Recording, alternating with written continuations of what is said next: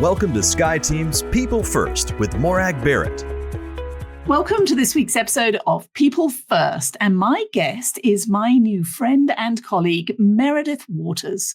Meredith is a high-performance coach, transformational strategist, and the founder of Thriving at Water's Edge, a high-performance coaching and strategic consulting firm that helps both individuals and mission-driven teams and organizations navigate disruption and lead with resilience.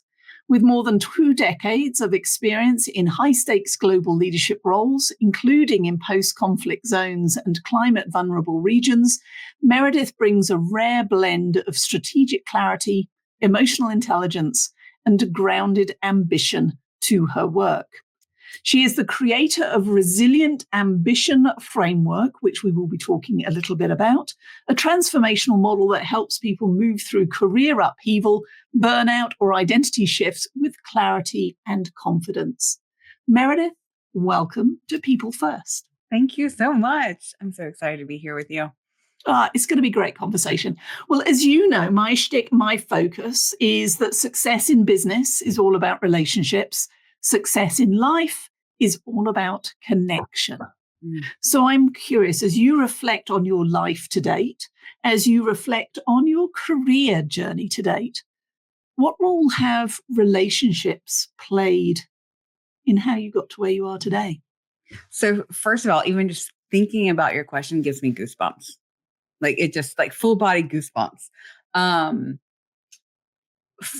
that's largely because I'm an only child. And only children were known to being very independent, and I can do everything on my own. And life has taught me that being hyper independent, you can't do everything on your own, and you're not an island. And so, for me, how I have found personal and professional success that is rewarding. Not that just like, oh, you have the title or the salary that goes with it and the relationships along the way. But the like internal warming of just like, it just lights me up of relationships is long time ago. I worked alongside the military, and one of their concepts is train the people below you to do your job, and you strive and learn the job above you. And in order to do any of that, you have to have relationships. You have to have good relationships with your team members and the staff below you. You also have to engage and navigate the relationships above you to understand that.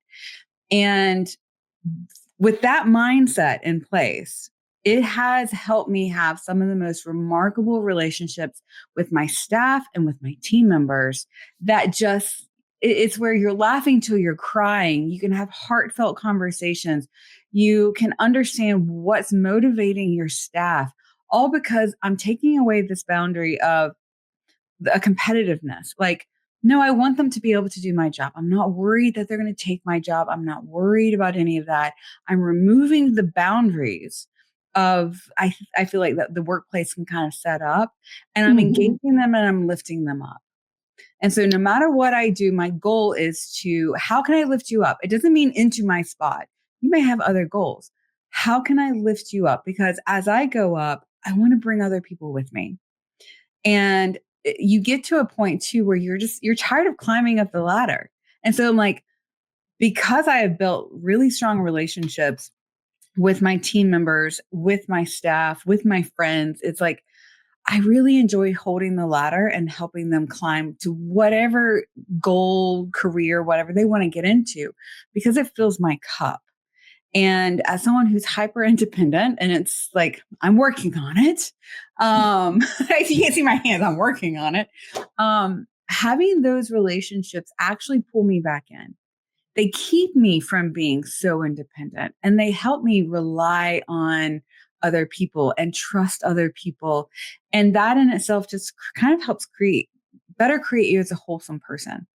Is if you're out in the wind on your own, there are so many things you're missing out on. But when you come back in and you've opened doors, you've taken down boundaries, and you're helping lift other people up, they really help you to trust, to lean in, to like let your guard down a little bit, and then they can help you as well. So for me, like that mantra of training other people to do your job or to at least lift them up has selfishly been so satisfying in my own life, and it supported them in theirs. That has just been, I love that relationship there. Like I love it. I It's just going to love turn it. into a mutual It goosebump does. experience, I think, because you touched on so many things that I explore both in my books and in other podcast conversations around. Yes, I too was independent early in my career. Let's face it, for the first half of my career, you could give me a challenge, I would go do it with the minimum of supervision. But to your point, it's the interdependence that allows us to achieve results faster. And it is the connection, the quality of the relationships that make those results worthwhile. The journey along the way to be fun, because you can laugh until you cry, as opposed to being on an island and feeling like you're having to carry the weight on your own. Yeah. So in your own work, Mm-hmm. I'm curious about what helped you pivot from independence to interdependence. Yeah. And you've coined this phrase, ambition disruption. Mm-hmm. So tell me more about how those go together. So the connection, it has been more so of when I was working within the international development space for roughly 18, 20 years. And along the way, I actually started coaching and doing it within my organizations and outside the organizations. And I started to see people were hitting a ceiling. Mm-hmm. And whether it was on their own ceiling or they were having what I call their jets cooled, a boss saying, hey, you're not quite ready for that promotion, or there's just not a space for you at that level. And seeing what that felt like. And that is literally, and it could be that's external, Mm-hmm. for whatever reasons, but it's also internal things. And getting on the personal side of like someone's battling cancer, or they're having to shift over into a caregiver role. Or they're in the middle of like, I don't know what to do next. And just all this, like my ambition is gone. And so you can have ambition disruption, and you can also coin it as a life quake. So I would see, I love, right? The life quake. Yes. And there's little ones. And actually, like, if you look at the research, is that everyone experiences a life quake of different magnitudes about every 2 years or so. And then on about every 10 to 15 years, there's a big one, like magnitude 8.0. Mm-hmm.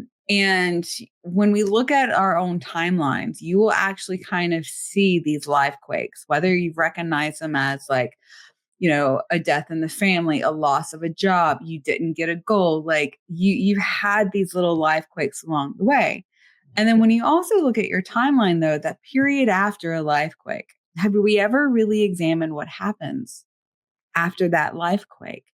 And so when I was looking at, my own life of the different life quakes I've had that like rock me to my core, I realized that there were these periods of time where I wasn't very intentional. I was just kind of floating around. I mean, thank goodness, like dots got connected.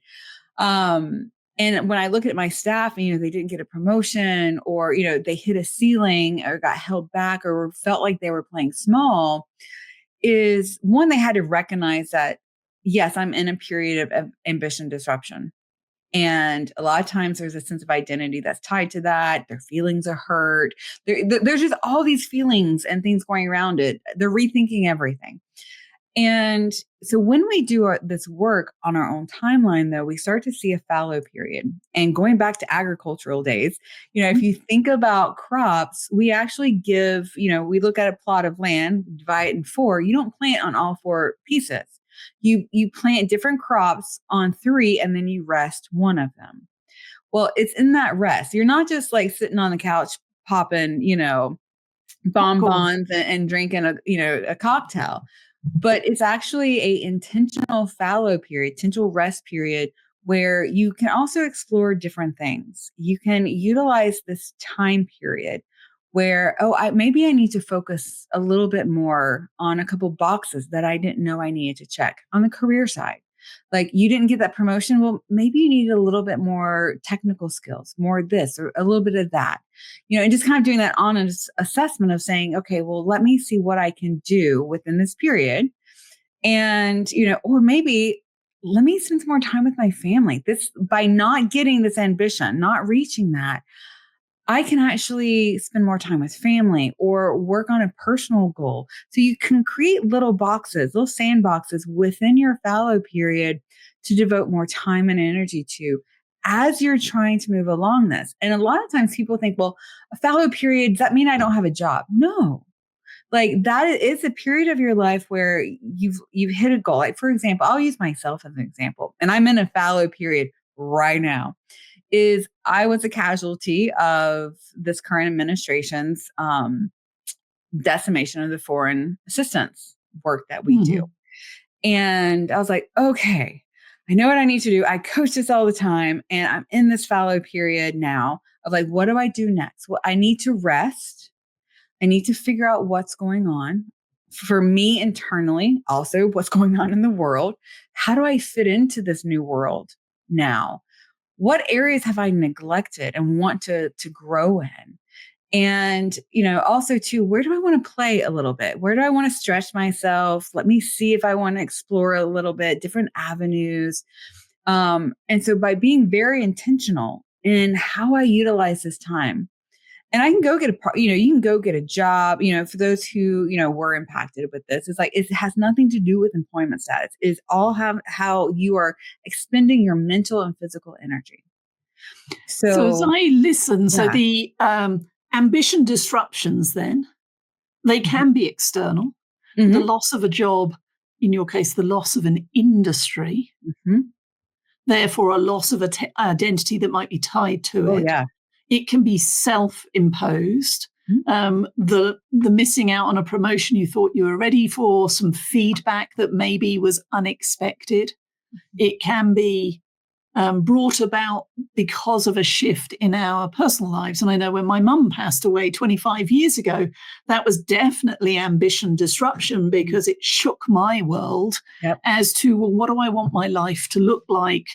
What do I want my boys, my young boys at that time, they were only 2, what do I want their lives to be and how involved am I going to be in them if I'm working full time?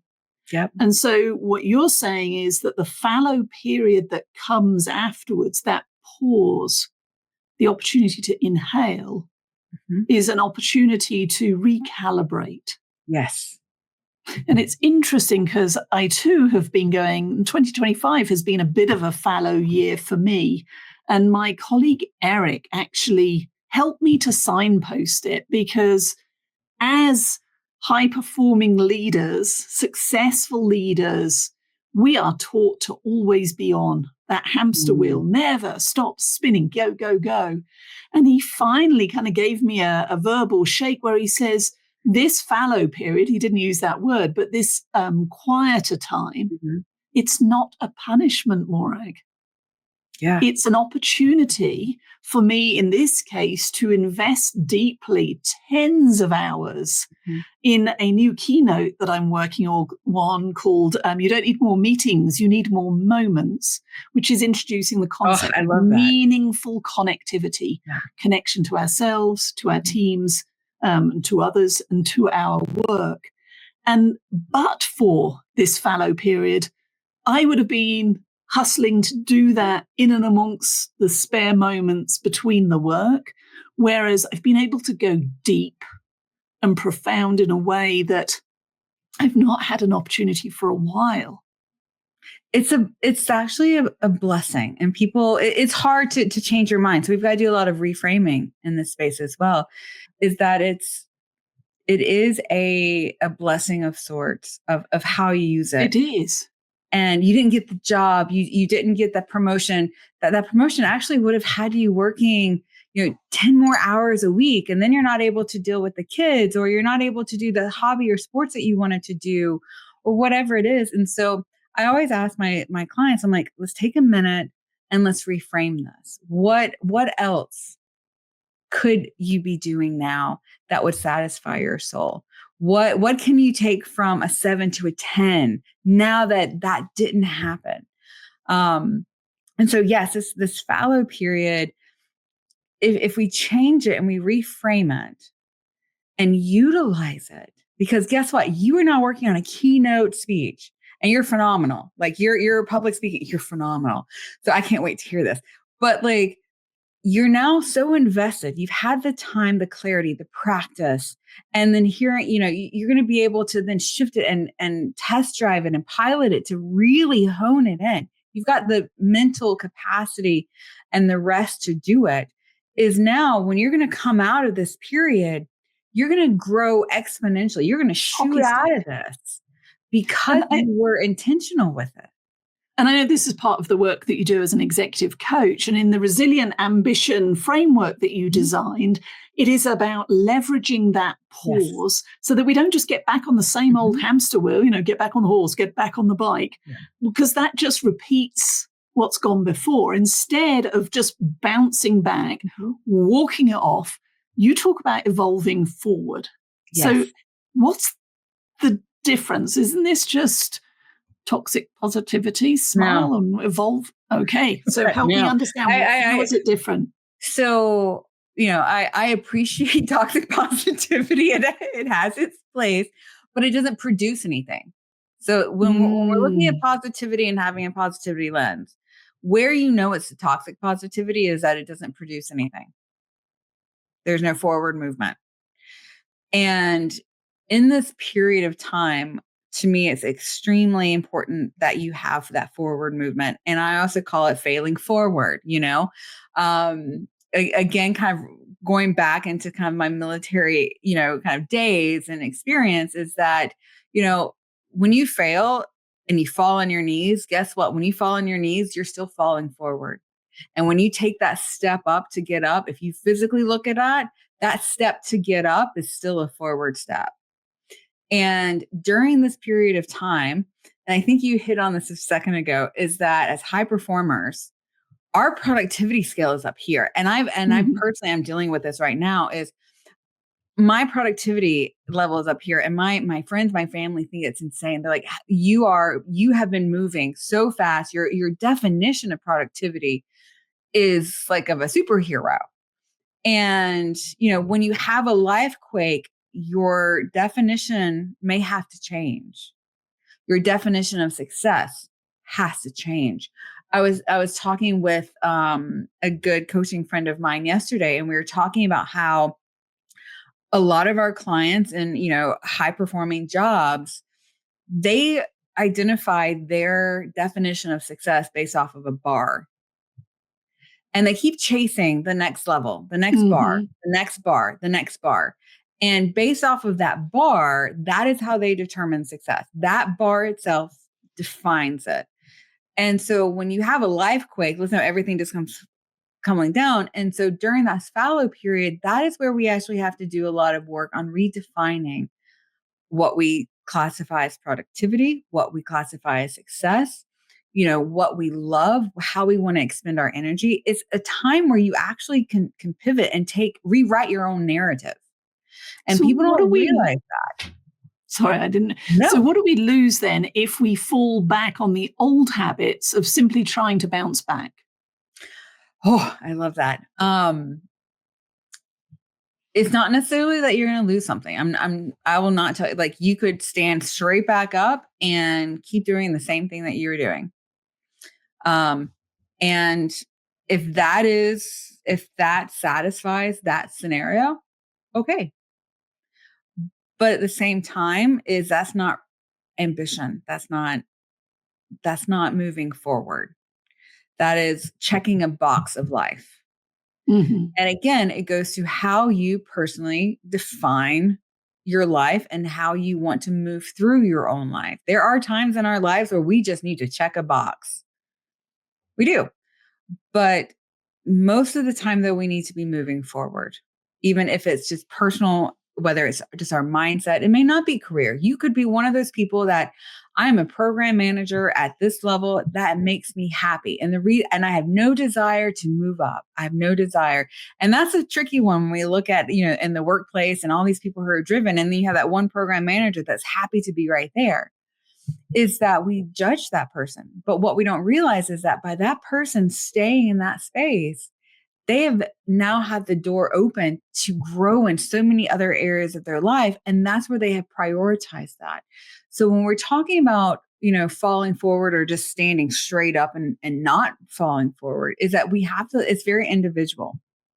And so you have to identify within that fall, is this a scenario where I just need to stand up and I'm good? And it could take a minute and I can still take some steps forward. Or if I luckily fell forward, then, what looks next? And so that's why that fallow period is so important, is it helps you find clarity of, do I need to just stand straight up? Or is this an opportunity for me to move forward, to shift, to pivot? So you have choices. And so I always say people are like, well, you have to be moving forward. No, you don't. It's all, but you have to be able to own it. You have to be able to think through it. And a lot of times people don't take the time to make that decision with the right components of that equation. So what are some of the components that go into that equation? What questions should people who are listening be asking themselves if they know that something's missing, they just don't know what? So that's kind of where I do the resilient ambition framework. And we kind of initiate it, like it's really built around 3 pillars. We've got the identifying the ambition disruption or the life quake. And you have to actually really look at this. It's not like, oh, I've skipped my knee. Now what? It's how is this impacting everything? And, for me, having lost a career in industry, there was a sense of an identity to a career and a self of fulfillment that I got from that career. And so in looking at how this disruption impacted my life, it impacted who and how I interact with people. It impacted how I traveled, how I lived my life at home, how I saw success, how I defined productivity. It impacted all of these things. It impacted my dating life. It impacted everything. And I said, okay, I see how this disruption is impacting things. And I have a choice to prioritize what I want to address. I have a choice in how I want to address each thing.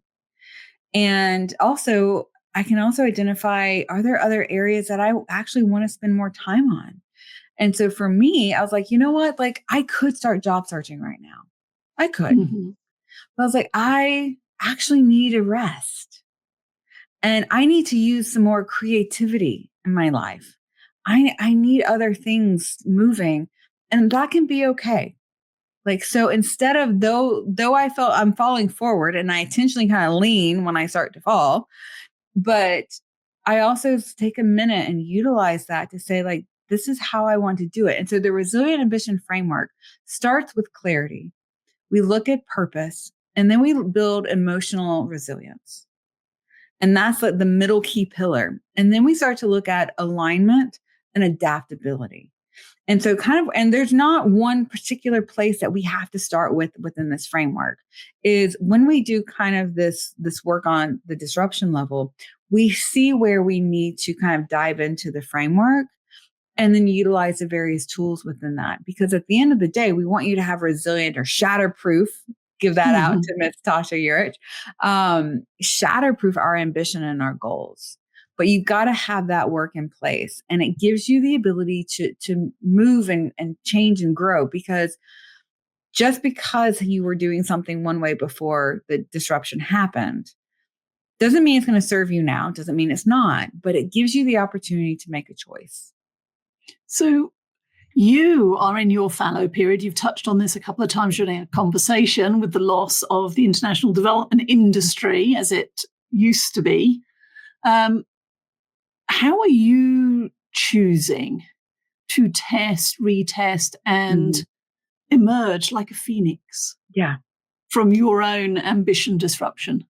Oh, it's a journey, first of all. I'm about 3 months in, and I've had to check myself a couple times. There's been some tough love and some friends, thankfully, we have our own confidants who've checked me as well. Is a couple of them have been like, you are working harder now than you were with this high level job. You're trying to job search. You're trying to expand your coaching business. You're expanding your consulting business. You're networking within that. You're also leveling up your own training. You're trying to also work within your community and give back like I always love doing it, and then teaching as well. And you're also trying to build up your health and improve your health because it was emotionally draining 3 months ago. You need to spend time with your family. You need the list just like to not end. And I was like, why am I working 18-hour days? Because you're busier now. And I realized I was like, this is not serving me. I'm exhausted. And I need to utilize this as a moment of just like, it's a blessing. Like it's heartbreaking, but it's a blessing that thankfully I don't have to run right away and get the first job that appears, because I was like, you know what? I love coaching. I've got a solid coaching business. Let me pour more into that because that's filling my cup. So what I first did was laid everything out, sticky notes. I'm one to sticky notes on the wall. And I started to see like what all is on my plate and what is going to stay with me in the long haul. What do I want to bring with me in the long haul? And that helped me clear out the list a bit. And then I also went back and I looked at my timeline. You'll hear me talk a lot about timeline. There's a lot that we can do with it. And I do all the good stuff and neutral things go on top of the timeline, and all of the challenging or negative things kind of go on the bottom. But I also then layer it with phases of life of where like you're just in the grind. Like you had to get that project management experience. You had to check that box, and it's 2 years and you had your head down and whatnot. But like after that, you soared and you got a huge promotion. And you learned a lot of stuff along the way, or you really head down and you trained and you ran that marathon, and then you got photo ops, and then you got a Nike deal. Like there are those things. And so when you look at your timeline, is you can see where you had this great exponential piece. And we go back to those periods of like, what did you do? Well, I trained. And I not only did I focus on my project management skills, but I got my PMP, and I actually was able to spend more time with family that was supportive. And they were able to babysit my kids so I could actually study for my PMP. And then I soared. I'm like, that's a fallow period. You focused in, you hit that ceiling, but you focused in on little sandboxes. And then once you did that, you were then able to exit. And then you're able to continue on with that ambition or find new ones. See, what I like about that is, and this is the epiphany I just had, is that when we ask somebody, what's your ambition or your dream? I tend to hear that question in one flavor, which is the traditional career path. Yeah. But what I'm hearing, especially with your timeline exercise, is not just the career highs and lows and troughs and, accelerations and slowdowns. It's what's happening in your whole life. Yes. And if we actually do that exercise guided by the individual, but with multiple lines, so that it doesn't end up looking like a plate of spaghetti, to be clear here. But you could have that career line. You could have the relationship line. You could have the family line. You could have the fun in life line, and just see where were they in sync. Yes. And where were they coming for the train wreck of all train wrecks, or just completely disconnected? Because that will give us clues for, well, you call it, was it adaptive ambition? Was that the phrase I heard you say? So adaptability and ambition. So that seems to bring all of those together. Say more about adaptive ambition. So this is going back into my monitoring and evaluation and learning days where we do like adaptive management, and you just apply it to yourself. So what I love about adaptive ambition is that we're giving permission to change. We're giving permission to say, that's not serving me. That direction is not serving me. And I can change my mind.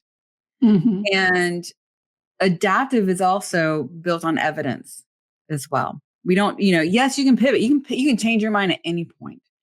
But for me, when I think about adaptive ambition, is that I look at my evidence base data. I'm a data-driven person. And I say, okay, I could go back into the international development space. I could. I've got ambitions there. Can continue climbing the ladder if I want. Mm-hmm. But was it serving me at all? How many hours was I working? How much of myself was I giving? Did I have the relationships that I wanted? And so having that adaptability to say, like, I'm looking at the pile of evidence of saying, you know what, maybe now's not the time for that. And you can pivot and go a different direction. Or, you know what, my ambition has been so focused on career, but I haven't really filled my cup in the dating space. I want a partner in my life. And because I've been so mission driven on career, I have let things go where I'm not as close with my family, or I'm not spending as much time with my kids as I want to. Is how can I adapt my ambition? So maybe just a slight alter of, like, you don't have to have the VP job.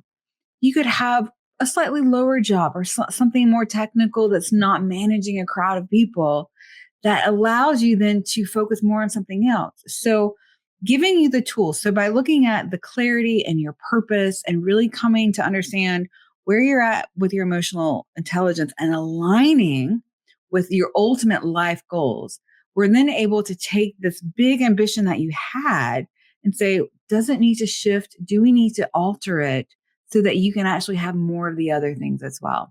So it gives you the permission to change course. I love it. So where can those who are watching us or listening to this conversation, where can people learn more about you and the work that you do? I feel like I'm on like all the platforms, but largely you'll find me on LinkedIn under Thriving at Water's Edge. You'll also find my website, www.thrivingatwatersEdge.com. I am on both Facebook and LinkedIn. Again, same name, Thriving at Water's Edge. And, what I love about those various platforms is that some are going to be a whole lot more of like into my life, and you're going to see the bloopers. You're going to see how I apply it to myself as well, or to the teams I'm working with.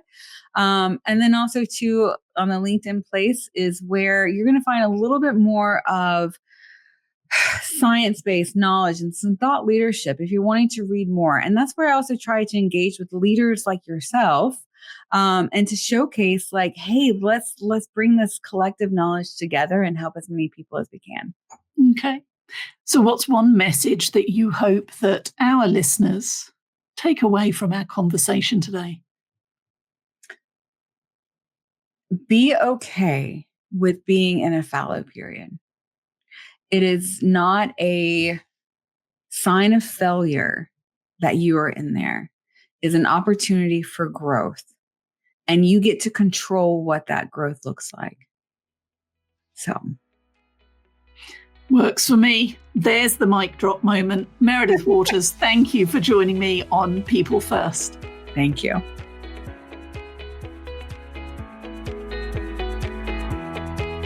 Thank you so much for joining Morag today. If you enjoyed the show, please like and subscribe so you don't miss a thing. If you learned something worth sharing, share it. Cultivate your relationships today when you don't need anything before you need something. Be sure to follow Sky Team and Morag on LinkedIn, Facebook, Twitter, and Instagram. And if you have any ideas about topics we should tackle, interviews we should do, or if you yourself would like to be on the show, drop us a line at info@skyteam.com. That's SKYE team.com. Thanks again for joining us today, and remember, business is personal and relationships matter.